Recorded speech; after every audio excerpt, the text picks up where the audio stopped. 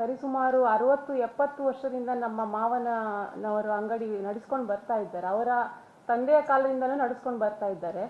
ಮತ್ತೆ 2-3 ತಿಂಗಳಿಂದ ಸತೀಶ ಮತ್ತು ವಿಜಯ್ ಎಂಬ ಆತ ಇಬ್ಬರು ಅಣ್ಣ ತಮ್ಮಂದಿರು ಇಬ್ಬರು ತಿಂಗಳು ಬಂದು ನಮಗೆ ಕಿರುಕುಳ ಕೊಡೋದು. ಈ ಥರ ವಿಡಿಯೋ ಮಾಡೋದು, ವೈರಲ್ ಮಾಡೋದು. ಒಬ್ಬ ಬಂದ ವೈರಲ್ ಮಾಡಿದ. ಆಗ ನಾನೇ ಇರಲಿಲ್ಲ, ನಮ್ಮ ಮಾವವರು ಮಾತ್ರ ಇದ್ದರು. 2-3 ಚೀಲಗಳನ್ನು ಒಳಗೆ ಬಂದು ಕೊಟ್ಟು ನಮ್ಮದೇ ಚೀಲ, ನಮ್ಮದೇ ಅಕ್ಕಿ ಅಂತ ಎಲ್ಲ ತಗೊಂಡು ಹೋಗಿದ್ದಾನೆ. ನಮ್ಮ ಅಂಗಡಿಯಲ್ಲಿದ್ದ ಚೀಲಗಳನ್ನೆಲ್ಲ ತಗೊಂಡು ಹೋಗಿದ್ದಾನೆ.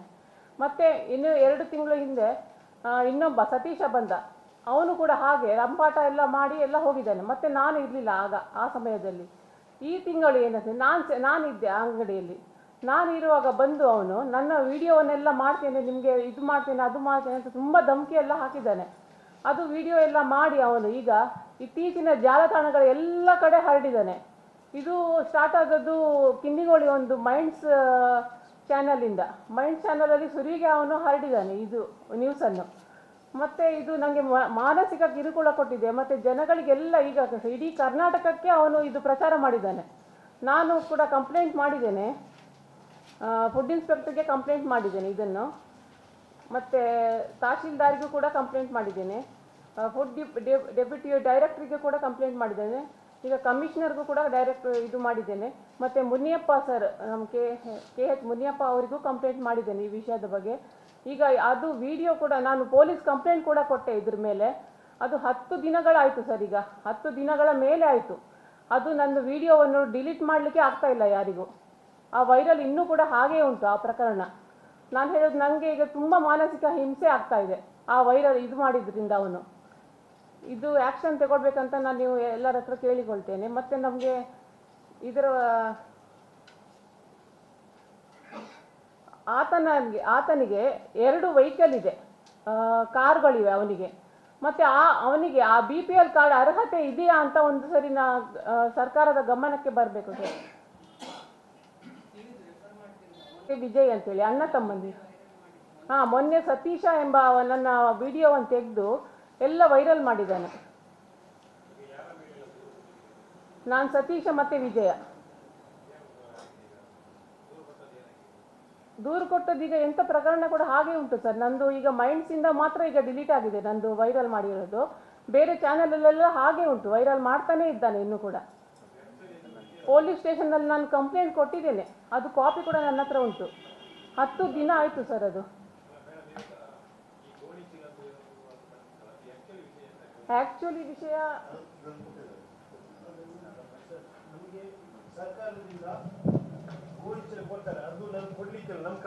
ಕೊಟ್ಟಿದ್ದೇನೆ ಸರ್. ಇದು 22ಗೆ, ಮೊನ್ನೆ 22ಗೆ ಇದು ಕಂಪ್ಲೇಂಟ್ ಕೊಟ್ಟಿದ್ದೇನೆ ನಾನು. ಮತ್ತು ಪೊಲೀಸ್ ಹೇಳಿದರು ನಾನು ಡಿಲೀಟ್ ಮಾಡಿಸ್ತೇವೆ ಅಂತ ಹೇಳಿದರು. ಡಿಲೀಟ್ ಮಾಡಿಸ್ತೇನೆ ಅಂತ ಹೇಳಿ ನಾವು ವಾಪಸ್ ಬಂದ್ವಿ. ಅದು ನೆಕ್ಸ್ಟ್ ಡೇ ಕೂಡ ಹಾಗೆ ಉಂಟು. ಇನ್ನು ನಾನು ಹೋಗಲಿಲ್ಲ ಮತ್ತೆ ಸ್ಟೇಷನ್ನಿಗೆ. ಅದು ಡಿಲೀಟ್ ಮಾಡೋವರೆಗೂ ನಾನು ಬರೋದಿಲ್ಲ ಅಂತ ಹೇಳಿದ್ದೇನೆ ಅಲ್ಲಿ. ಅದು ಇನ್ನೂ 10-15 ದಿವಸ ಹಾಗೆ ಉಂಟು ಸ್ಟೇಷನಲ್ಲಿ. ಹೌದು ಅವಕಾಶ ಇದೆ, ನಾವು ಕೊಡ್ತೇವೆ. ಹಣ ಕೊಡುವುದಿಲ್ಲ. ಮತ್ತು ಯಾವಾಗಲೂ ಬಂದು 1 ತಿಂಗಳಲ್ಲ, ಇದು 2-3 ತಿಂಗಳಿಂದ ಅವನು ಹಾಗೆ ದಬ್ಬಾಳಿಕೆ ನನ್ನ ಮೇಲೆ ನಡೆಸ್ತಾ ಇದ್ದಾನೆ. ನಾನು ಮೊನ್ನೆ ಒಂದು ವಿಡಿಯೋ ಮಾಡಿದ್ದೇನೆ, ನಾನು ಕೂಡ ಮಾಡಿದ್ದೇನೆ ಒಂದು ವಿಡಿಯೋ. ಅದು ಮಾತ್ರ ವೈರಲ್ ಆಗಲಿಲ್ಲ, ಯಾರಿಗೂ ಕೂಡ ಮಾಹಿತಿ ಇಲ್ಲ, ಅದು ಅರ್ಹತೆ ಇಲ್ಲ ಅಂತ. APL ಅಲ್ಲ, 4 ವೀಲರ್ ಇದ್ದವರಿಗೆ APL ಕಾರ್ಡು. ಮತ್ತು 4 ವೀಲರ್ ಇದ್ದರೆ ಈಗ ಅವರಿಗೆ ದಂಡ ಹಾಕಬೇಕು ಸರ್ಕಾರ. ಫುಡ್ ಇನ್ಸ್ಪೆಕ್ಟರ್ಗೆಲ್ಲ ಮಾಡಿದ್ದೇನೆ ನಾನು ರಿಪೋರ್ಟು. ಕಾರ್ ವೆಹಿಕಲ್ ನಂಬರ್ ಎಲ್ಲ ಮಾಡಿದ್ದೇನೆ, ಮೊನ್ನೆ ಮಾಡಿದ್ದೇನೆ. ಸ್ಪೀಡ್ ಪೋಸ್ಟ್ ಮಾಡಿ ಕಳಿಸಿದ್ದೇನೆ ನಾನು. ನಮ್ಮ ಸ್ಥಳೀಯರು ಬಂದು ಹೇಳಿದ್ರು, ಈ ಥರ ಮಾಹಿತಿ ಯಾವುದು 4 ವೀಲರ್ ಎಲ್ಲ ಉಂಟು ಮನೆಯಲ್ಲಿ. ಹೌದು, ಗಲಾಟೆ ಉಂಟು. ಅವನಿಗೆ ಈ ಥರ ಅಲ್ಲಿ ಗಲಾಟೆ ಮಾಡುವಾಗ ಅಧಿಕಾರನೇ ಇಲ್ಲ, ಅವನಿಗೆ BPL ಕಾರ್ಡ್ ಅರ್ಹತೆಯೇ ಕೂಡ ಇಲ್ಲ. 4 ವೀಲರ್ ಇದ್ದವರಿಗೆ ಯಾಕೆ ಈ ಥರ ಎಲ್ಲ BPL ಕಾರ್ಡ್ ಕೊಡ್ತೀರಾ ನೀವು ಅಂತ ಹೇಳಿ. ಅವ್ರಿಗೆ BPL ಕಾರ್ಡ್ ಇರೋದು ಇವಾಗ ಸದ್ಯಕ್ಕೆ ಇವಾಗ BPL ಕಾರ್ಡ್ ಇದೆ ಅವರಿಗೆ. 10 ಜನ ಇದ್ದಾರೆ ಅವರು. 100 kg ಅವನಿಗೆ 1 kg ತಿಂಗಳಿಗೆ. 10 ಕಾರ್ಡಲ್ಲಿ 10 ಜನದ ಹೆಸರು ಉಂಟು ಅವ್ರದ್ದು. ಒಬ್ಬರಿಗೆ 10 kg ಅಂತ ಹೇಳಿದರೆ ಒಂದು ತಿಂಗಳಿಗೆ ಅವನಿಗೆ 100 kg ಅವನು ಅಕ್ಕಿ ಅವನಿಗೆ. ಮಾಡ್ತಾ ಇದ್ದಾನೆ ಸರ್. ಇವ್ರದ್ದು ಕೂಡ ಲಾಸ್ಟ್ ಟೈಮ್ 2 ತಿಂಗಳ ಹಿಂದೆ ಕೂಡ ವೈರಲ್ ಆಗಲಿಲ್ಲ. ಆದರೆ ಇದು CCTV ಇಲ್ಲ, ಅವನು ಹಾಕಿದ್ದೆ ನಮ್ಮ ಹತ್ರ ವಿಡಿಯೋ ಉಂಟು ಸರ್. ಅದು ಲಾಸ್ಟ್ ಟೈಮ್ ಅವನು ಪಂಚಾಯತಿಗೂ ಕೂಡ ಕಳಿಸಿದೆ. ನಾವು ಒಂದು ಗ್ರೂಪ್ ಉಂಟು ಅವನಿಗೆ, ಅಷ್ಟೇ ಉಂಟು. ನಾವು ಅಷ್ಟೇ ಕೊಡಬೇಕಾಗ್ತದೆ, ಅದು 100 kg ಕೊಡಬೇಕಾಗ್ತದೆ. ಅವ್ರು ಗೋಣಿ ತರಬೇಕು, ನಾವು ಆ ಗೋಣಿಯಲ್ಲಿ ಹಾಕಿ ಕೊಡ್ತೇವೆ. ಮತ್ತು ಈ ಲಾಸ್ಟ್ ಟೈಮ್ ಅಂತ ಹೇಳಿದರೆ ಈ ಸರಿ ಅವನು ಅವ್ರ ಅಮ್ಮ ಜೊತೆ ಬಂದಿದ್ದರು. ಅವ್ರ ಅಮ್ಮ ಗೋಣಿ ಚೀಲ ತಗೊಂಡು ಬಂದಿದ್ದಾರೆ ನಮ್ಮ ಅಂಗಡಿಗೆ ತಗೊಂಡ್ಬಂದ್ರು ಅವ್ನು ಕೊಡ್ಲಿಕ್ಕೆ ಬಿಡ್ತಾ ಇಲ್ಲ ಅವರ ಅಮ್ಮಿಗೆ. ನೀನು ಸುಮ್ಮನೆ ಇರು, ನಾನು ನೋಡ್ಕೊಳ್ತೀನಿ, ನಮ್ಮದು ಗೋಣಿ ಅದು ಅಂತೇಳಿ ಎತ್ಕೊಂಡು ಹೋಗ್ತಾ ಇದ್ದಾನೆ. ನಾನು ಬಿಡಲಿಲ್ಲ ಅವನಿಗೆ ಮಾಡಲಿಕ್ಕೆ. ಇವ್ರ ಹತ್ರ ಹೇಳ್ಕೊಂಡು ಹೋಗ್ತಾನೆ ಅವನು, ನಮ್ಮ ಮಾವರ ಹತ್ರ. ನಾನು ಬಿಡಲಿಲ್ಲ, ನಾನು ಎದುರಿಗೆ ನಿಂತೆ. ಈಗ ಜನಗಳಿಗೆಲ್ಲ ನಾನು ದರ್ಪ ತೋರಿಸ್ತೇನೆ BPL ಕಾರ್ಡ್ ಇದ್ದವರಿಗೆ ಅಂತ ಹೇಳಿ ಎಲ್ಲ ವೈರಲ್ ಆಗ್ತಾ ಉಂಟು ಇದರ ವಿಡಿಯೋನ. ಯಾರು ಕೊಂಡೆಲ್ಲ ಅಂದರೆ ನಮಗೆ ಅದು ಕಟೀಲ್ ಪರಿಸರದಲ್ಲಿ ಅದು ರೇಷನ್ ಅಂಗಡಿ ಇರೋದ್ರಿಂದ ಅವ್ರು ತಿಂಗಳು ನಮ್ಮ ಅಂಗಡಿಗೆ ಬಂದು ತಗೊಂಡು ಹೋಗ್ಬೇಕು. ಅದಕ್ಕೆ ಇವನ ವಿರುದ್ಧ ಸರಿಯಾದ ಕಠಿಣ ಕ್ರಮಗಳನ್ನು ತಗೊಳ್ಬೇಕು ಸರ್. ಮತ್ತು ನಮಗೆ ಕೂಡ ನ್ಯಾಯ ದೊರಕಿಸ್ಕೊಡ್ಬೇಕು ಇದರ ಬಗ್ಗೆ.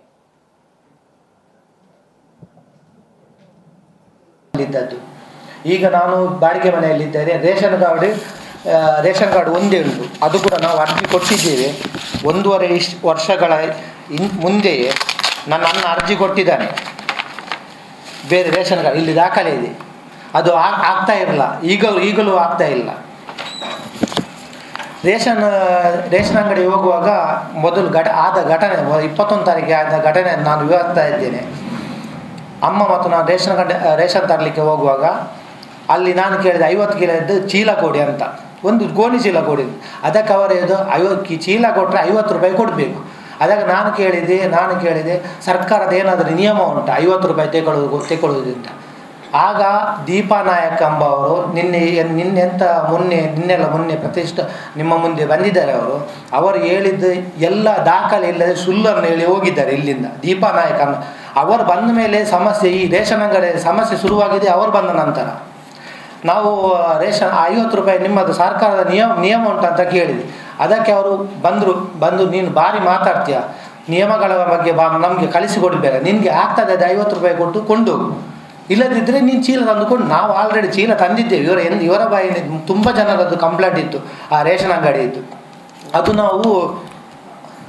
ಅದಕ್ಕೆ ನಾವು ಅದನ್ನು ಸ್ಪಷ್ಟೀಕರಿಸಬೇಕಿತ್ತು. ಅದಕ್ಕೆ ನಾನು ಕೇಳಿದೆ ನಿಮ್ಮಲ್ಲಿ ಏನಾದರೂ ಇದು ಕಾನೂನು ನಿಯಮಗಳು ಇದೆ ಅಂತ. ಅದಕ್ಕೆ ಅವರು ಹೇಳಿದ್ದು ಕಾನೂನೆಲ್ಲ ಮಾತಾಡಬೇಡ, ಜಾಸ್ತಿ ಮಾತಾಡಿದರೆ ನಿನ್ನ ರೇಷನ್ ಕಾರ್ಡ್ ಕ್ಯಾನ್ಸಲ್ ಮಾಡ್ತೇನೆ ಅಂತ ಹೇಳಿದರು. ನಾನು ಆಲ್ರೆಡಿ ನನಗೆ BP ಪೇಷಂಟ್, ನಾನು ಟ್ಯಾಬ್ಲೆಟ್ ಉಂಟು. ಅವರು ರೇಷನ್ ಕಾರ್ಡ್ ಕ್ಯಾನ್ಸಲ್ ಮಾಡ್ತೇನೆ ಅನ್ನುವಾಗ ನನಗೆ ಸ್ವಲ್ಪ ಸಿಟ್ಟು ಬಂದದ್ದು ಹೌದು. ಆಮೇಲೆ ನಾನು ಮೊಬೈಲ್ ತೆಗೆದೆ. ಈಗ ಹೇಳಿ ನಿಮಗೆ ರೇಷನ್ ಕಾರ್ಡ್ ಗೋಣಿ ಚೀಲಕ್ಕೆ ನೀವು ಹಣ ತಗೊಳ್ಳುವ ಏನಾದರೂ ಕಾನೂನು ಇದೆಯಾ? ಕಾನೂನು ಇದ್ದರೆ ತೋರಿಸಿ ಅಂತ ಹೇಳಿದೆ. ಅವರು ಇಲ್ಲ, ನಿನಗೆ ಬೇಕಾದರೆ ಕೊಂಡೋಗು, ಇಲ್ಲದಿದ್ದರೆ ನೀನು ಬಿಟ್ಟು ಹೋಗು, ಅದು ನಮಗೆ ಬರುವುದಿಲ್ಲ, ಮತ್ತು ಜಾಸ್ತಿ ಮಾತಾಡಿ ರೇಷನ್ ಕಾರ್ಡ್ ಕ್ಯಾನ್ಸಲ್ ಮಾಡ್ತೇನೆ ಅಂತ. ನೀವು ವಿಡಿಯೋದಲ್ಲಿ ಕೂಡ ನೋಡಿ, ಅವರೇ ನನ್ನ ಇದೇ ಮೊಬೈಲನ್ನು ತೆಗೆದು ನೆಲಕ್ಕೆ ಹಾಕಿದೆ. ಡಿಸ್ಪ್ಲೇ ಸಹ ಹೋಗಿದೆ ನೋಡಿ, ಡಿಸ್ಪ್ಲೇ ಸಹ ಹೋಗಿದೆ ನೆಲಕ್ಕೆ ಹಾಕಿದ್ದು. ಆ ವಿಡಿಯೋದಲ್ಲಿ ಸ್ಪಷ್ಟವಾಗಿ ನಿಮಗೆ ಗೋಚರಿಸ್ತದೆ ನಮ್ಮ ಮೊಬೈಲ್ ಎಳೆದು ತಗೊಂಡದ್ದು. ನಮ್ಮದು ಸ್ವರ ಸ್ವಲ್ಪ ದಪ್ಪ ಆದ್ದರಿಂದ ಅದು ಮಾತಾಡುವಾಗ ಸ್ವಲ್ಪ ಎದುರಿನಾಗಿ ರ್ಯಾಶ್ ಆಗಿ ಕಾಣಿಸ್ಬೋದು. ಇದು ಒಂದೇ ಕಂಪ್ಲೇಂಟ್ ಅಲ್ಲ. ಬದಿಯಲ್ಲಿ ಮತ್ತೊಂದು ಎಂತಂದರೆ ನನ್ನ ಇಲ್ಲಿ ಪಾಯಿಂಟ್ ಇದು ಸಾರ್ವಜನಿಕ ಇದು ಎವಿಡೆನ್ಸ್. ಇಲ್ಲಿ ಎಲ್ಲ ಗ್ರಾಮಸ್ಥರ ಸಿಗ್ನೇಚರ್ ಇದು ನಾನು ಹಾಕಿದ್ದಲ್ಲ, ಇದು ಗ್ರಾಮಸ್ಥರದ್ದು, ಇದು ದಾಖಲೆ. ಇದು ಅವರು ನಿನ್ನೆ ಬಂದು ಹೇಳಿದರು. ನಾವು ಅದು ಮೊನ್ನೆದ ಘಟನೆಯನ್ನು ವಿವರಿಸ್ತೇನೆ. ಆದ ನಂತರ ನಾನು ರೇಷನ್ ಅಕ್ಕಿ ತಗೊಂಡೆ ಬಂದ ಮೇಲೆ ನನಗೆ ಅದು ಡೌಟ್ ಕ್ಲಿಯರ್ ಆಗಲಿಲ್ಲ. ಯಾವುದು ಗೋಣಿ ಚೀಲದ ಮಾಹಿತಿ ಬೇಕು. ಅದು ಕೂಡ ಎಂತ, ಅದು ವಿಡಿಯೋ ಮಾಡಿದ ನಂತರ 50 ರೂಪಾಯಿ ಇದ್ದು ಅದು ಒಮ್ಮೆಲೆ 30 ರೂಪಾಯಿ ಡಿಸ್ಕೌಂಟ್ ಆಯಿತು ಮೊಬೈಲ್ ಹಿಡಿದ ನಂತರ. ನೋಡಿ, ಮೊದಲು ಹೇಳಿದವರು 50 ರೂಪಾಯಿ ಕೊಡಬೇಕು ಒಂದು ಗೋಣಿಗೆ ಅಂತ. ನಾನು ಮೊಬೈಲ್ ಹಿಡಿದ ನಂತರ 50 ರೂಪಾಯಿಂದ 20 ರೂಪಾಯಿಗೆ ಬಂದರು. 30 ರೂಪಾಯಿ ಡಿಸ್ಕೌಂಟ್ ಮಾಡಿದರು. ನನಗೆ ಈ 20 ರೂಪಾಯಿದಲ್ಲಿ ಕೂಡ ಡೌಟ್ ಇತ್ತು. ಯಾಕಂದರೆ ನಮಗೆ ನಿಯಮ ಗೊತ್ತಿರಲಿಲ್ಲ. ನಾವು ಕೇಳಿದ್ದು ನಮಗೆ ಸರ್ಕಾರದ ನಿಯಮವನ್ನು ನಮಗೆ ತೋರಿಸಿ, ಅದರ ಆದೇಶ ಇರ್ತದೆ, ಆ ಆದೇಶವನ್ನು ತೋರಿಸಿ ಅಂತ. ತೋರಿಸಲಿಲ್ಲ. ಆಮೇಲೆ ನಾವು ಬಂದು ನನಗೆ ಮತ್ತೆ ಕೂಡ ಡೌಟ್ ಇತ್ತು. ನಾವು ಅಲ್ಲಿ ಸೋಷಲ್ ವರ್ಕರ್ ಇದ್ದಾರೆ ಪ್ರಕಾಶ್ ಕಿನಿಗೋಳಿ ಅಂತ, ಅವರಿಗೆ ಕಾಲ್ ಮಾಡಿ ವಿಚಾರ ತಿಳಿಸಿ ಹೀಗೆ ಮತ್ತೆಂತ ನಾನು ಮಾಡಿದ ವಿಡಿಯೋ ನಮ್ಮ ಪಟ್ಟಣ ಪಂಚಾಯತಿ, ನಮ್ಮದೇ ಗ್ರಾಮದೊಂದು ಪಟ್ಟಣ ಪಂಚಾಯತಿ ಗ್ರೂಪ್ ಉಂಟು, ಅದರಲ್ಲಿ ಹಾಕಿ ಕ್ವಶನ್ ಮಾರ್ಕ್ ಹಾಕಿದೆ, ಹೀಗೆ ನಿಯಮ ಉಂಟಾ ಅಂತ. ಆಮೇಲೆ ಅವರು ಅಲ್ಲಿ ಸಾರ್ವಜನಿಕರೆಲ್ಲ ಜಮಾಯಿಸಿದ್ರು. 50ರಿಂದ 100 ಅರ್ಧ ಗಂಟೆಯ ಒಳಗಡೆ 50ರಿಂದ 100 ಮಂದಿ ಅಲ್ಲಿ ಜಮಾಯಿಸಿದ್ರು. ಇದು ಕೇಳಬೇಕು, ಇನ್ನು ಕೆಲವು ವಿಷಯ ಕೇಳಲಿಕ್ಕೆ ಉಂಟು, ಇದನ್ನೆಲ್ಲ ಕೇಳಬೇಕಂತ. ಆಮೇಲೆ ಅವರು ಯಾರು ಫುಡ್ ಇನ್ಸ್ಪೆಕ್ಟರ್ ಅವರು ನಿನ್ನೆ ಮಾಧ್ಯಮದಲ್ಲಿ ನಿಮಗೆ ಸುಳ್ಳು ಹೇಳಿದೆ ನೋಡಿ, ನಾವು ಆರೋಗ್ಯ ಇಲಾಖೆಯನ್ನು ಆರೋಗ್ಯ ಇಲಾಖೆಯನ್ನು ಕರೆಸಿದ್ದು ನಾವು, ಅವರು ಕಲಿಸಿದ್ದಾರೆ. ಫುಡ್ ಇನ್ಸ್ಪೆಕ್ಟರನ್ನು ಕರೆಸಿದ್ದು ನಾವು, ಅವರು ಕಲಿಸಿದ ಸಂಬಂಧಪಟ್ಟ ಅಧಿಕಾರಿಗಳನ್ನು ಪ್ರಕಾಶ್ ಕಿನ್ನಿಗೋಳಿ ಅವರು ಸೋಷಲ್ ವರ್ಕರ್ ಅವರು ಫೋನ್ ಮಾಡಿ ಕರೆಸಿದರು. ಆಮೇಲೆ ಸ್ಪಷ್ಟಪಡಿಸಿದ್ರು ಆ ಗೋಧಿ ಚೀಲವನ್ನು ಅವರಿಗೆ ಬಂದ ಮೇಲೆ ಏನು ಅದರ ಬಗ್ಗೆ ನಮಗೆ ಕ್ಲಿಯರಿಟಿ ಅಲ್ಲಿ ಆಯಿತು. ಅದರ ಬಗ್ಗೆ ಕ್ಲಿಯರಿಟಿ ಆಗಿ ಇನ್ನು ಇದು ಬೇರೆ ಸಮಸ್ಯೆ ಏನಂದರೆ, ಒಂದನೇ ಅದು ರಾಜ್ಯ ಹೆದ್ದಾರಿಗೆ ಅಂಟಿಕೊಂಡಿದೆ ಅಂಗಡಿ, ರೇಷನ್ ಅಂಗಡಿ ರಾಜ್ಯ ಹೆದ್ದಾರಿಗೆ ಅಂಟಿಕೊಂಡಿದೆ.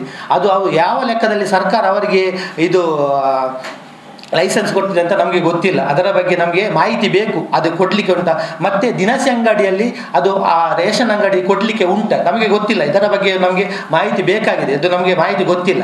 ದಿನಸಿ ಅಂಗಡಿ ನಾನೊಬ್ಬ ಡ್ರೈವರ್, ನಾನು ಕರ್ನಾಟಕದ ಮೂಲೆಗೆ ಹೋಗಿದ್ದೇನೆ. ದಿನಸಿ ಅಂಗಡಿಯಲ್ಲಿ ರೇಷನ್ ಕೊಡೋದನ್ನು ನಾನು ಇಷ್ಟರ ತನಕ ನೋಡಲಿಲ್ಲ. ದಿನಸಿ ಅಂಗಡಿ ರೇಷನ್ ನಾನು ಇಷ್ಟರ ತನಕ ನೋಡಲಿಲ್ಲ. ಅದು ಕೂಡ ರಾಜ್ಯ ಹೆದ್ದಾರಿಯ ಜಂಕ್ಷನ್ ಪ್ಲೇಸ್. ನೀವು ಬೇಕಾದರೆ ಮಾಧ್ಯಮದಲ್ಲಿ ನಿಮಗೆ ನಾವು ಇದು ಆರ್ಡ್ರ್ ಮಾಡೋದಲ್ಲ, ನಮ್ಮ ವಿನಂತಿ ಮಾಡ್ತಾ ಇದ್ದೇನೆ, ನಿಮಗೆ ಒಮ್ಮೆ ಹೋಗಿ ಆ ಒಂದು ಜಾಗವನ್ನು ಪರಿಶೀಲಿಸಿ. ಜಂಕ್ಷನ್ ಅದು, ಆ ಬದಿ ಕೂಡ ರೋಡು, ಈ ಬದಿಯಿಂದ ಹೋದರೆ ಕಿನ್ನಿಗೋಳಿಗೆ ಹೋಗುವ ರೋಡು, ಇದು ದೇವಸ್ಥಾನಕ್ಕೆ ಹೋಗುವ ರೋಡು. ಅವರದ್ದೇ ಆದ ಕೆಲವೊಂದು ಸಿಸ್ಟಮನ್ನು ಚಾಲು ಮಾಡಿದ್ದಾರೆ. ಶುಕ್ರವಾರ ಬಂದರೆ ರೇಷನ್ ಇಲ್ಲ, ಯಾಕೆಂದರೆ ಅಲ್ಲಿ ದೇವಸ್ಥಾನಕ್ಕೆ ಅವರ ಭಕ್ತರಿದ್ದಾರೆ, ಅಲ್ಲಿ ಬ್ಲಾಕ್ ಆಗ್ತದೆ ಅಂತ ಹೇಳಿ ಅವರೇನು ಶುಕ್ರವಾರ ಕೊಡೋದು ನಿಲ್ಲಿಸ್ತಾರೆ. ಇದು ಯಾವ ನಿಯಮ ನನಗೆ ಗೊತ್ತಿಲ್ಲ, ಶುಕ್ರವಾರ ಕೊಡಲಿಕ್ಕೆ ಉಂಟಾ ಇಲ್ವ ನನಗೆ ಗೊತ್ತಿಲ್ಲ. ಇದು ನನ್ನ ಮಾಹಿತಿ ಬೇಕಾಗಿದೆ ಇದರ ಬಗ್ಗೆ ಕೂಡ. ಶುಕ್ರವಾರ ಕೊಡಲಿಕ್ಕೆ ಉಂಟಾ ಇಲ್ಲ. ಮತ್ತು ಸಂಜೆ 4ರಿಂದ ಅವರದ್ದು ಕ್ಲೋಸು, ರೇಷನ್ ಕೊಡೋದು ದಿನಸಿ ಕೊಡ್ತಾರೆ, ರೇಷನ್ ಕೊಡೋದಿಲ್ಲ, 4 ಗಂಟೆಗೆ ಕ್ಲೋಸು. ಪಾಪದವರು ಹೋದರೆ ಎಷ್ಟು ಜನರನ್ನು ಸತಾಯಿಸಿದ್ದಾರೆ ಅಂದರೆ, ಪಾಪದವರು ಹೋದರೆ ಸರ್ವರ್ ಇಲ್ಲ, ಮತ್ತು ಅಕ್ಕಿಯನ್ನು ಅಲ್ಲೇ ಬಿಡುವವರಿಗೆ ಅಲ್ಲೇ ಚೀಟು ಬರೆದು ಕೊಡ್ತಾರೆ, ಇಷ್ಟು ರೂಪಾಯಿದ್ದು ನೀವು ಇಲ್ಲಿ ದಿನಸಿ ತಗೊಳ್ಳಿಂದ. ಅವ್ರ ಬದಿಯಲ್ಲಿ ಅಂಗಡಿಯ ಜೊತೆಗೆ ರೇಷನ್ ಅಂಗಡಿ, ಅದರ ಅವರಿಗೆ ಪರ್ಮಿಷನ್ ಇದೆ, ಸರ್ಕಾರ ಪರ್ಮಿಷನ್ ಇದೆ, ಅದು ನಮಗೆ ಮಾಹಿತಿ ಇಲ್ಲ. ಅದನ್ನು ದಯವಿಟ್ಟು ಅದರ ಬಗ್ಗೆ ತನಿಖೆ ಆಗಬೇಕು. ಮತ್ತೊಂದು ಕಂಪ್ಲೇಂಟ್, ಇದು ನಂದು ಕಂಪ್ಲೇಂಟ್ ಅಲ್ಲ, ಸಾರ್ವಜನಿಕರ ಕಂಪ್ಲೇಂಟ್. ಅದು ವಿದ್ಯುತ್ ದಾಖಲೆಯೊಂದಿಗೆ ಬಂದಿದೆ, ನಾವು ಸುಳ್ಳು ಹೇಳ್ತಾ ಇಲ್ಲ, ವಿದ್ಯುತ್ ದಾಖಲೆ ಇದನ್ನು ಬೇಕಾದ್ರೆ ನಿಮಗೆ ಕೊಡ್ತೇನೆ. ಮತ್ತೊಂದು ಅವರ ಒಂದು ಸಮಿತಿಯವರಿಗೆ ಎಂತ ಸರ್, ನ್ಯಾಯಬೆಲೆ ಅಂಗಡಿಯ ಸಮಿತಿಯವರಿಗೆ ಕೂಡ ಸುಳ್ಳು ಹೇಳಿದ್ದಾರೆ, ಸುಳ್ಳು ಮಾಹಿತಿ ಇದೆ. ನಾನು ಅವರಿಗೆ ಕೂಡ ರಿಕ್ವೆಸ್ಟ್ ಮಾಡು, ಯಾವ ಸಂಘಟನೆ ಉಂಟಲ್ಲ ನ್ಯಾಯಬೆಲೆ ಅಂಗಡಿ ಸಂಘಟನೆ ರಿಕ್ವೆಸ್ಟ್ ಮಾಡೋದು, ನೀವು ಮೊದಲು ಇದನ್ನು ಪರಿಶೀಲಿಸಿ. ಜನರ ಸಮಸ್ಯೆ, ಇದು ನನ್ನ ಸಮಸ್ಯೆ ಅಲ್ಲ, ಇದು ಜನರ ಸಮಸ್ಯೆ. ದಾಖಲೆಗಳೇ ಒಂದೇ ನಾವು ಬಂದಿದೆ, ಅವರು ಯಾವುದೇ ದಾಖಲೆ. ನಿನ್ನೆ ಒಂದು ಪಾಯಿಂಟ್ ನೀವು ಮಾಡಿದೆ, ಅದು ಒಬ್ಬರೇ ಪಾಯಿಂಟ್ ಕ್ವಶನ್ ಕೇಳಿದ್ದು, ಯಾರಂತ ಗೊತ್ತಿಲ್ಲ. ನಿಮ್ಮ ಅಂಗಡಿಯಲ್ಲಿ ಸಿ ಸಿ ಕ್ಯಾಮರಾ ಇದ್ದರೆ ಅವರ ಎಲ್ಲ ಅಕ್ರಮಗಳು ಇಲ್ಲಿಗೆ ನಿಲ್ಲಿತಾ ಇತ್ತು. ಮತ್ತೊಂದು ವಿಷಯ ಹೇಳಿದ್ರು ಮೊನ್ನೆ, ನಮ್ಮದು ಪೂರ್ವಜರಿಂದ ಇದ್ದ ಅವರು ಒಪ್ಪಿಕೊಳ್ಳೋದು ನಮಗೆ ಗೊತ್ತು. ನಾನು ಚಿಕ್ಕದಿರುವಾಗ ಅದೇ ಪಾಯಿಂಟಲ್ಲಿ ರೇಷನ್ ಅಂಗಡಿ ಇದ್ದದ್ದು. ಯಾಕೆ ಇಷ್ಟು ಇಂಪ್ರೂವ್ಮೆಂಟ್ ಒಂದು ಸಿ ಕ್ಯಾಮರಾ ಯಾಕೆ ಹಾಕಲಿಲ್ಲ? ಯಾಕೆಂದರೆ ಇವತ್ತು ನೋಡಿ, ನಂದು ವಿಡಿಯೋ ವೈರಲ್ ಆದಮೇಲೆ ಅದರ ಮರುದಿವಸ 300, ನೀವು ಬೇಕಾದರೆ ಕಾಲ್ ಲಿಸ್ಟ್ ನಾನು ಚೆಕ್ ಮಾಡಿ 300ಕ್ಕೂ ಮಿಕ್ಕಿ ಕಾಲ್ ಬಂದಿದೆ. ಎಲ್ಲ ಕಂಪ್ಲೇಂಟ್ ನನಗೆ ಹೀಗೆ ಆಗಿದೆ. ಮೊದಲಿಗೆ ಬಂದದ್ದು ನಮಗೆ ಕಂಪ್ಲೇಂಟ್ ಏನಂದರೆ, ಸತೀಶ್ ಹೀಗೆ ಆಗ್ತಾ ಉಂಟು, 4 ಗಂಟೆಗೆ ಒಂದು ಟೆಂಪ ಗೂಡ್ಸ್ ಗಾಡಿ ಬಂತು, ಮೂಟೆ ಬೆಳಿಗ್ಗೆ 4 ಗಂಟೆಗೆ. ಅವರ ಅಂಗಡಿ ಓಪನ್ ಆಗಿ 8:30 ಗಂಟೆಗೆ. ಇವರು ಬೆಳಿಗ್ಗೆ ಇದು ಯಾರು ಮಾಡೋದು? ಇದು ಓನರೇ ಮಾಡಿದ್ದು, ಇದು ಓನರೇ ಮಾಡ್ತಾ ಇದ್ದದ್ದು. 4:30 ಗಂಟೆಗೆ ಬಂದು ಅಂಗಡಿಯನ್ನು ಓಪನ್ ಮೂಟೆ ಅಕ್ಕಿಯನ್ನು ಸಾಗಿಸ್ತಾರೆ. ಎಲ್ಲಿಗೆ ಸಾಗಿಸ್ತಾರೆ ಅಂತ ಪ್ರಶ್ನೆ ಮಾಡಿದರೆ ದಬ್ಬಾಳಿಕೆ. ಒಬ್ಬ ಪ್ರಭಾವಿ ರಾಜಕಾರಿ ಹೆಸರು ಹೇಳಿ ದಬ್ಬಾಳಿಕೆ ಮಾಡ್ತೇನೆ, ನಿನ್ನ ನೋಡ್ಕೊಳ್ತೇನೆ, ನಿನ್ನ ರೇಷನ್ ಕಾರ್ಡ್ ಕ್ಯಾನ್ಸಲ್. ಹೌದು, ನಾನು ಒಪ್ಪಿಕೊಳ್ತೇನೆ, ಅವರು ಹೇಳಿದ ಒಂದು ಪಾಯಿಂಟ್ ಒಪ್ಪಿಕೊಳ್ತೇನೆ. ಹೌದು, ನನ್ನ ಅಣ್ಣ ಕಾರ್ ತೆಗೆದ 1.5 ವರ್ಷದ ಮುಂಚೆ ಒಂದು ಸೆಕೆಂಡ್ ಹ್ಯಾಂಡ್ ಕಾರ್ ತೆಗೆದಿದೆ.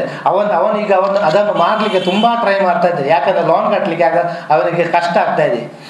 ಹಾಗಾದರೆ ಪಾಪದವರು ಒಂದು ಕಾರ್ ತೆಗೆದ ತಪ್ಪಾಗಿದ್ದರೆ ನಾವು ಒಪ್ಪಿಕೊಳ್ತೇವೆ. ಕಾರ್ ತಗೊಳ್ಬಾರ್ದು, ಕಾರ್ ತಗೊಂಡ್ರೆ ರೇಷನ್ ಕಾರ್ಡ್ ಕ್ಯಾನ್ಸಲ್ ಒಪ್ಪಿಕೊಳ್ತೀನಿ. ನಾನು ತುಂಬ ಮನೆಯನ್ನು ತೋರಿಸ್ತೇನೆ, 2 ಎಕರೆ ಜಾಗ ಇದ್ದವರಿಗೆ BPL ಕಾರ್ಡ್ ಇದ್ದನ್ನು ತೋರಿಸ್ತೇನೆ.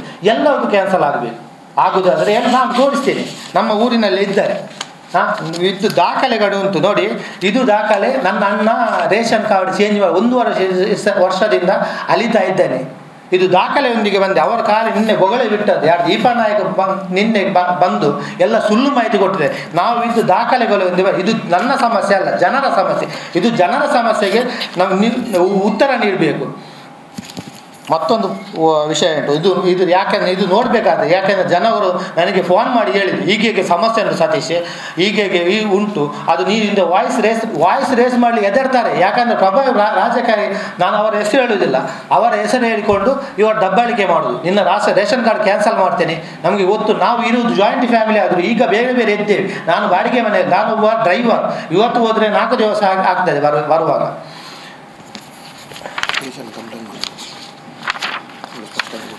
ಇದರ ಬಗ್ಗೆ ಆಮೇಲೆ ನಾನು ಆ ದಿವಸ ಈ ಘಟನೆ 21 ಘಟನೆ ಆದಮೇಲೆ ಎಲ್ಲ ಅಧಿಕಾರಿಗಳನ್ನೆಲ್ಲ ನಾವು ಕರೆಸಿ, ಅದರಲ್ಲಿ ಕೂಡ ಸುಳ್ಳು ಹೇಳಿದೆ ನೋಡಿ, ಸ್ಪಷ್ಟವಾಗಿ ಹೇಳ್ತಾನೆ. ಅದರ ಅಧಿಕಾರಿಗಳನ್ನು ಕರೆದದ್ದು ನಾವು, ಜನರು ಒಟ್ಟುಗೂಡಿ ಅಲ್ಲಿ 50ರಿಂದ 100 ಜನ ಅರ್ಧ ಗಂಟೆಯಲ್ಲಿ ಒಟ್ಟಾಗಿದೆ. ನಾವು ಹಣ ಕೊಟ್ಟು ತರಿಸಿದ್ದಲ್ಲ, ಖಾಲಿ ಒಂದು ನಮ್ಮದು ಪಟ್ಟಣ ಗ್ರಾಮ ಪಂಚಾಯಿತಿ ಅಂತ ಒಂದು ಗ್ರೂಪ್ ಇದೆ, ಅದರ ಗ್ರೂಪಿಂದ ಬಂದ ಮಾಹಿತಿಯಿಂದ ಅಲ್ಲಿ 50ರಿಂದ 100 ಜನ ಒಟ್ಟಾಗಿದ್ದಾರೆ. ಒಟ್ಟಾಗಿ ನಾವು ಅವರನ್ನು ಪ್ರಶ್ನೆ ಬಂದವರು ಅಧಿಕಾರಿಗಳು ಬಂದ ಮೇಲೆ ಸ್ಪಷ್ಟವಾಯಿತು, ನಮಗೆ ಗೊತ್ತಾಯಿತು ಗೋಣಿ ಚೀಲ ಬಂದ ಮೇಲೆ ಅವರಿಗೆ ಏನು ಮಾಡಬೇಕು, ಅದಲ್ಲಿ ಕ್ಲಿಯರ್ ಆಯಿತು.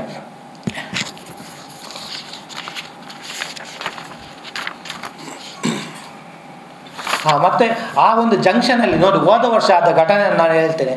ಆ ಒಂದು ಜಂಕ್ಷನಲ್ಲಿ ಒಂದು ಸೈಕಲ್ ನಿಲ್ಲಿಸಲಿಕ್ಕೆ ಜಾಗ ಇಲ್ಲ. ಇವರಿಗೆ ಅಕ್ಕಿ ಬಂದರೆ ಅವತ್ತು ದಿನ ರೋಡ್ ಬ್ಲಾಕ್. ಇದು ನಾನು ಇಷ್ಟರ ತನಕ ಆ ಥರದ ಒಂದು ರೇಷನ್ ಅಂಗಡಿ ಇಷ್ಟರ ತನಕ ನೋಡಿ, ರೋಡ್ ಬದಿಯ ರಾಜ್ಯ ಹೆದ್ದಾರಿಗೆ ಒರೆಸಿಕೊಂಡು ರೇಷನ್ ಅಂಗಡಿಯನ್ನು, ನಾನೀಗ ಕರ್ನಾಟಕದ ಮೂಲೆಗೆ ಹೋಗ್ತೇನೆ, ಸೊಸೈಟಿಯಲ್ಲಿ ನೋಡಿದ್ದೇನೆ ರೇಷನ್ ಕೊಡುವುದನ್ನು. ಇಲ್ಲದಿದ್ದರೆ ಪಂಡಿತರ ಅಕ್ಕಿ ವಿತರಣೆ ಒಂದು ಸಪ್ರೇಟಾಗಿ ಒಂದು ಅಂಗಡಿ ಇರ್ತದೆ, ಅದನ್ನು ನೋಡಿದ್ದೇನೆ. ಮತ್ತು ಈ ಥರ ರಾಜ್ಯದವರಿಗೆ ಒತ್ತುಕೊಂಡು ಒಂದು ಜಂಕ್ಷನಲ್ಲಿ ಸುಮಾರು ವರ್ಷದಿಂದ ಇಷ್ಟು ರೇಸ್ ಮಾಡಲಿಕ್ಕೆ ಹೆದರ್ತಾರೆ. ಯಾಕೆಂದ್ರೆ ಅವರ ಬೆದರಿಕೆ ನಿಮಗೆ ಗೊತ್ತಿಲ್ಲ. ನೀವು ಬೇಕಾದರೆ ನಾವು ನಿಮಗೆ ವಿನಂತಿ ಮಾಡುವ 10 ಮನೆಗೆ ಹೋಗಿ ನೀವು ಇದರ ಬಗ್ಗೆ ಇನ್ಕ್ವೈರಿ ಮಾಡಿ, ಆಗ ನಿಮಗೆ ಸತ್ಯ ಗೊತ್ತಾಗ. ಅವರ ಹೆಸರು ಹೇಳುವುದಿಲ್ಲ, ಯಾಕೆಂದ್ರೆ ಅವರ ಪ್ರಭಾವಿಗಳು, ಅದು ನಮ್ಗೆ ಗೊತ್ತಿಲ್ಲ, ಅವರ ಸಂಬಂಧ ಅಂತ ಹೇಳ್ತಾರೆ, ನಮಗೆ ಗೊತ್ತಿಲ್ಲದ ವಿಷಯವನ್ನು ನಾವು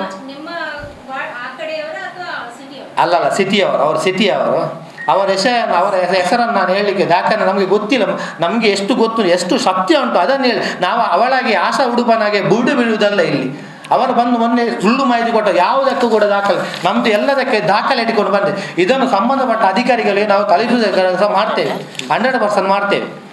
ಯಾಕಂದರೆ ನಮಗೆ ಇದು ಸ್ಟೇಷನಲ್ಲಿ ಎಲ್ಲ ಕ್ಲಿಯರ್ ಆಗಿ ಬಿಟ್ಟಿದೆ. ಕ್ಲಿಯರ್ ಆಗಿ ಅವರು ಸ್ಟೇಷನ್ನವರು ಕರೆಸಿ ಹೇಳಿದರು ಯಾಕೆ ಮಾಡಿ. ನಾನು ಹೇಳಿದೆ ನನಗೆ ಸ್ಪಷ್ಟನೆ ಬೇಕಿತ್ತು, ಸ್ಪಷ್ಟನೆ ನಮಗೆ ಸಿಕ್ಕಿದೆ, ಆಹಾರ ಅಧಿಕಾರಿಗಳು ಬಂದು ಕೊಟ್ಟಿದೆ. ಆಮೇಲೆ ನಂದು ಮೊಬೈಲಲ್ಲಿ ಡಿಲೀಟ್ ಮಾಡಿದೆ, ವಿಡಿಯೋ ಎಲ್ಲ ಡಿಲೀಟ್ ಮಾಡಿದೆ.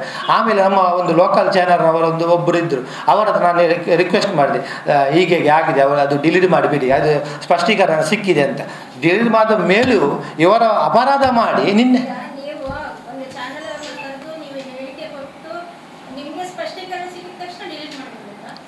ಅಲ್ಲ, ಅದು ಅವರು ಹೇಳಿದ್ದು ಎಲ್ಲಿ. ಹೌದೌದು, ಆ ಕಟೀಲಿದು ಹೌದೌದು.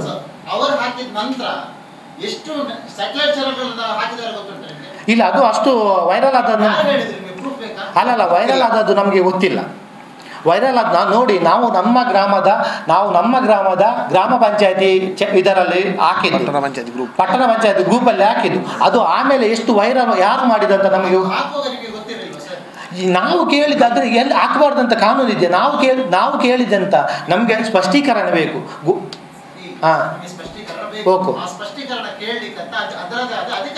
ಆ ಅಧಿಕಾರಿಗಳ ಟಚ್ ನಮಗೆಲ್ಲ ಅದ. ಆಮೇಲೆ ನಾವು ಯಾರನ್ನು ಸೋಷಲ್ ವರ್ಕರನ್ನು ಕರೆಸಿ ಅವರಿಂದ ಕಾಲ್ ಮಾಡಿ ಕರೆಸಿ,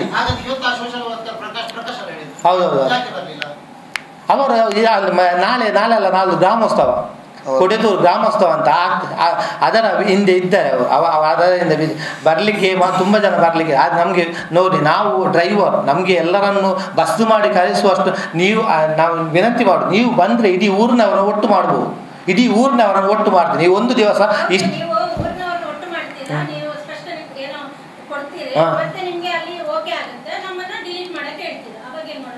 ಯಾವುದು ಅಲ್ಲ, ಡಿಲೀಟ್ ಮಾಡಲಿಕ್ಕೆ ಹೇಳಿಲ್ಲಲ್ವಾ.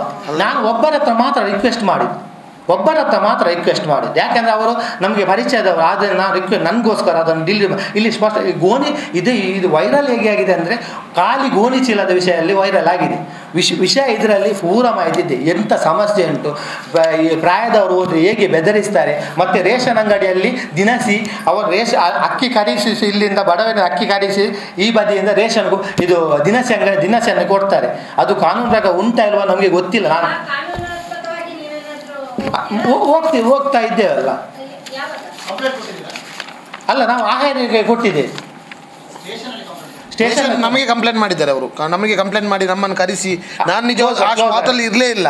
ನಾನು ಇವರು ಅಧಿಕಾರಿಗಳು ಬಂದ್ರಲ್ಲ, ಆಹಾರ ಇಲಾಖೆಯವರು ಬಂದ ಮೇಲೆ ನಾನು ಹೋಗಿ ಅಲ್ಲಿ ಅವರಲ್ಲಿ ಮಾತಾಡಿದ್ದು, ಹೀಗೆ ಅಕ್ಕಿ ಗೋಣಿ ಚೀಲದ ಹಣ ತಗೊಳ್ಬೋದಾ.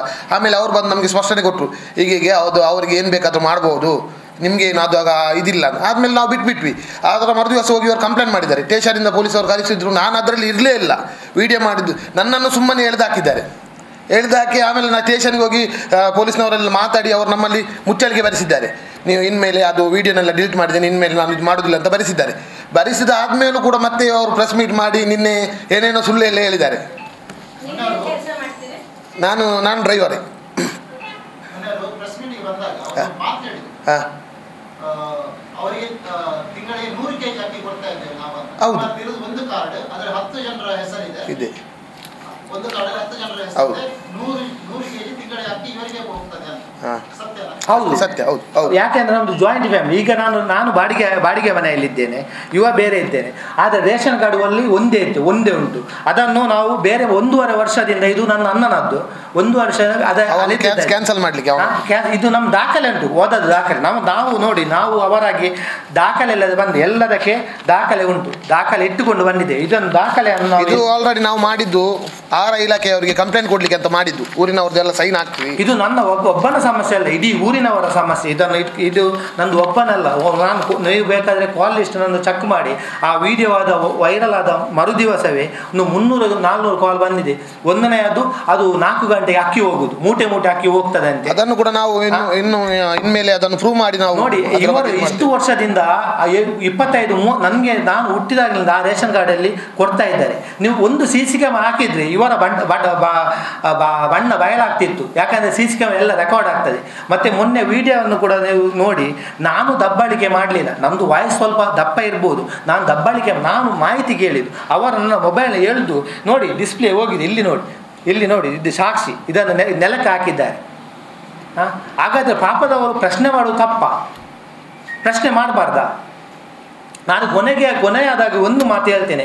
ಅವರು ಒಂದು ವೇಳೆ ಅವರ ಅಂಗಡಿಯಲ್ಲಿ ಅವ್ಯವಹಾರ ಆಗದಿದ್ದರೆ, ಅವರು ದೇವರ ಮೇಲೆ ನಿನ್ನೆ ಅವರು ಲಾಸ್ಟಿಗೆ ಒಂದು ಪಾಯಿಂಟ್ ಹೇಳಿದ್ದು, ದೇವರು ನಮ್ಮ ಕಡೆ ಇದ್ದಾರೆ.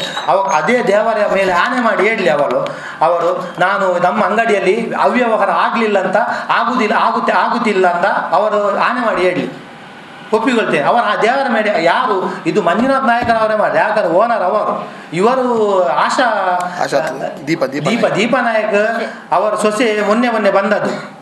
ಅವರ ಮಂಜುನಾಥ್ ನಾಯಕ ಆಣೆ ಮಾಡಿ ಹೇಳಿ ನಮ್ಮ ಅಂಗಡಿಯಲ್ಲಿ ಅವ್ಯವಹಾರ ಆಗ್ತಾ ಇಲ್ಲ ಅಂತ. 4 ಗಂಟೆಗೆ ಲೋಡು ಅಕ್ಕಿ ಮೂಟೆ ಹೋಗುವುದನ್ನು ನೋಡಿದವರಿದ್ದರೆ ನಾವು ನೆಕ್ಸ್ಟ್ ಒಂದು ವೇಳೆ ಬರಲಿಕ್ಕೆ ಸಿಕ್ಕಿದರೆ ನಾವು ಅವರನ್ನು ಕೂಡ ಕರ್ಕೊಂಡು ಬರ್ತೇವೆ. ನಾನು ಕೂಡ ನೋಡಿದ್ದೇನೆ. ಯಾಕೆಂದರೆ ನಾನು ಇದು 3.5 ವರ್ಷದ ಮುಂಚಿನ ಮಾತು. ಆಂಬುಲೆನ್ಸಲ್ಲಿ ಡ್ಯೂಟಿಯಲ್ಲಿದ್ದೆ. ದುರ್ಗಾ ಸಂಜೀವಿನ ಆಂಬುಲೆನ್ಸಲ್ಲಿ ಡ್ಯೂಟಿಯಲ್ಲಿದ್ದೆ. ಅಲ್ಲಿ ಡ್ಯೂಟಿಯಿಂದ ಎಮರ್ಜೆನ್ಸಿ ಕೇಸ್ ಇತ್ತು. ಎಮರ್ಜೆನ್ಸಿ ಕೇಸ್ ರೋಡಲ್ಲಿ ಹೋಗುವಾಗ ಇದು ಗೂಡ್ಸ್ ಗಾಡಿಯಲ್ಲಿ ಲೋಡ್ ಆಗ್ತಾಯಿದೆ. ಇದು 4 ಗಂಟೆಗೆ, ಬೆಳಿಗ್ಗೆ 4 ಗೂಡ್ಸ್ ಲೋಡ್ ಆಗ್ತಾ ಇದೆ. ನನಗೆ ಅಲ್ಲಿ ನಿಲ್ಲಿಸಲಿಕ್ಕೆ ಆಗಿದೆ. ಯಾಕಂದರೆ ಎಮರ್ಜೆನ್ಸಿ ಪೇಷಂಟ್ ಇರೋದಲ್ಲಿ ನಾನು ನಿಲ್ಲಿಸಲಿಕ್ಕೆ ಆಗಲಿಲ್ಲ. ನಾವು ಡೈರೆಕ್ಟಾಗಿ ಹೋದೆ. ಅದು ಆಮೇಲೆ ನೋಡಿದವರು 5 ಜನ ಕಾಲ್ ಮಾಡಿ ಹೀಗೆ ಉಂಟು, ಅದನ್ನು ನೀವು ಪ್ರಶ್ನೆ ಮಾಡಿದ್ದ. ಯಾರು ಕೂಡ ಮುಂದೆ ಯಾಕೆಂದರೆ ಇವರು ಹೀಗೆ ಪ್ರಭಾವಿ ರಾಜಕಾರಣ ಹೆಸರು ಹೇಳಿ ಎದುರಿಸ್ತಾರೆ. ನಿನ್ನ ನೋಡಿಕೊಳ್ತೇನೆ, ನಿನ್ನ ಅದು ಕ್ಯಾನ್ಸಲ್ ಮಾಡ್ತೇನೆ, ಇದು ಕ್ಯಾನ್ಸಲ್ ಮಾಡ್ತೇನೆ ಅಂತ ಹೇಳಿದ್ದಾರೆ. ನಮ್ಮದು ಬೇಡಿಕೆ ಅಲ್ಲ, ಇದು ಕಟೀಲು ಗ್ರಾಮಸ್ಥರ ಬೇಡಿಕೆ. ಈ ಬೇಡಿಕೆಯನ್ನು ವಿತ್ ಡಾಕ್ಯುಮೆಂಟ್ಸ್ ಎಲ್ಲಿಗೆ ಕಳಿಸಬೇಕು ಅಲ್ಲಿಗೆ ಕಳಿಸ್ತೇವೆ ನಾವು.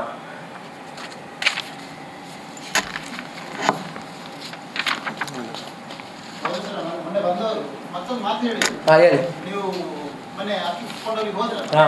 ಆಗ ಆಲ್ರೆಡಿ ನಿಮ್ಮ ತಾಯಿ ಕೈಯಲ್ಲಿ ಒಂದು ಚೀಲ ಇತ್ತು, ಹಾ. ಇನ್ನೊಂದು ಚೀಲ ಕೇಳಿದ್ರು. ಹೌದು ನಾವು ನೋಡಿ ನಾವು ಮೊನ್ನೆ ಹೋದದ್ದು ನಮಗೆ ಅದಕ್ಕಿಂತ ಮುಂಚೆ ಕೂಡ ತುಂಬ ಕಂಪ್ಲೇಂಟ್, ನಾನು ಎಂತ ಹೇಳಿದೆ ಅದಕ್ಕೆ ತುಂಬ ಕಂಪ್ಲೇಂಟ್ ಇತ್ತು. ಇದು ಗೋಣಿಸಿಲ್ಲ, ಕೆಲವರ ಹತ್ರ 100 ರೂಪಾಯಿ ತಗೊಳ್ಳೋದು ಈಗ ಎತ್ತು. ನಾನು ಯಾವಾಗಲೂ ಹೋಗಿ ಅಮ್ಮನೇ ಇತ್ತು, ಯಾವಾಗಲೂ ಮೊನ್ನೆ ಮನೆಯಲ್ಲಿದ್ದೆ, ನನ್ನನ್ನು ಕರ್ಕೊಂಡು ಹೋದು. ನಾನು ಅದಕ್ಕೆ ಗೋಣಿ ನಾವು ಕೊಂಡೋಗಿದ್ದು ನಿಜ ಸತ್ಯ. ಅವರ ಬಾಕಿ ದೊಡ್ಡ ಬರ್ತದಲ್ಲ, ಅದು ನಮಗೆ ಫ್ರೀಯಾಗಿ ಕೊಡಿ ಅಂತ ನಾವು ಕೊಡ್ಬೋದಾ ಇಲ್ವಾ ಅಂತ ಸ್ಪಷ್ಟನೆ ಕೇಳಿದವರು. ಅವರಿಗೆ ಕೂಡ ಮಾಹಿತಿ ಇರಲಿಲ್ಲ. ಅವರಿಗೆ ಮಾಹಿತಿ ಸಿಕ್ಕಿದ್ದು ಯಾವಾಗ ಆಹಾರ ಇಲಾಖೆಯವರು ಬಂದ ಮೇಲೆ ಅವರಿಗೆ ಮಾಹಿತಿ ಸಿಕ್ಕಿದ್ದು.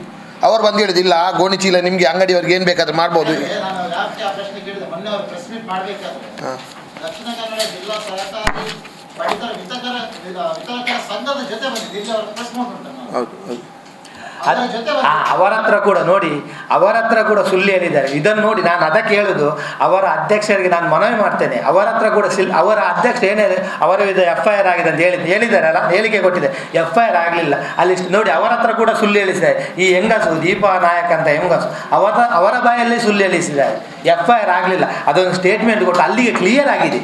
ಅದು ಇವರು ಮತ್ತೆ ಯಾಕೆ ಅವರ ತಪ್ಪನ್ನು ಸಮರ್ಥಿಸಿಕೊಳ್ಳಲಿಕ್ಕೆ ಮತ್ತೆ ಯಾಕೆ ಬಂದಿದ್ದಾರೆ ಅಂದರೆ ಡೌಟ್. ಅವರ ಪ್ರಕಾರ ಏನಂದ್ರೆ ಇವ ಕೈ ಮುಗಿದು ಸಾರಿ ಕೇಳಿ ಅವರ ಡಿಮ್ಯಾಂಡ್ ಏನಾದ್ರು ಇತ್ತಂದ್ರೆ ಸ್ಟೇಷನಲ್ಲಿ ಕೂಡ ನಾನು ಈ ಕೈ ಮುಗಿದು ಸಾರಿ ಕೇಳಬೇಕಂತೆ, ಅದನ್ನು ಅವರು ಸೋಷಿಯಲ್ ಮೀಡಿಯಾದಲ್ಲಿ ಹಾಕ್ಬೇಕಂತೆ. ನಾವು ತಪ್ಪು ಮಾಡಿದ್ರೆ ನಾವು ಯಾಕೆ ಸಾರಿ ಕೇಳಬೇಕು? ಅವರ ಇದು ಬೇಡಿಕೆ ಕೂಡ ಅದೇ ಆಗಿತ್ತು. ನಾನು ಸಾರಿಗೆ ಈಗ ಕೈ ಮುಗಿದು ಸಾರಿ ಕೇಳಬೇಕಂತೆ, ಅದನ್ನು ಅವರು ಸೋಷಿಯಲ್ ಮೀಡಿಯಾದಲ್ಲಿ ಹಾಕಿ ಅವರು ಸೇಫ್ ಆಗಬೇಕು, ವೈರಲ್ ಮಾಡಬೇಕಂತ ನನ್ನ ವಿಡಿಯೋವನ್ನು.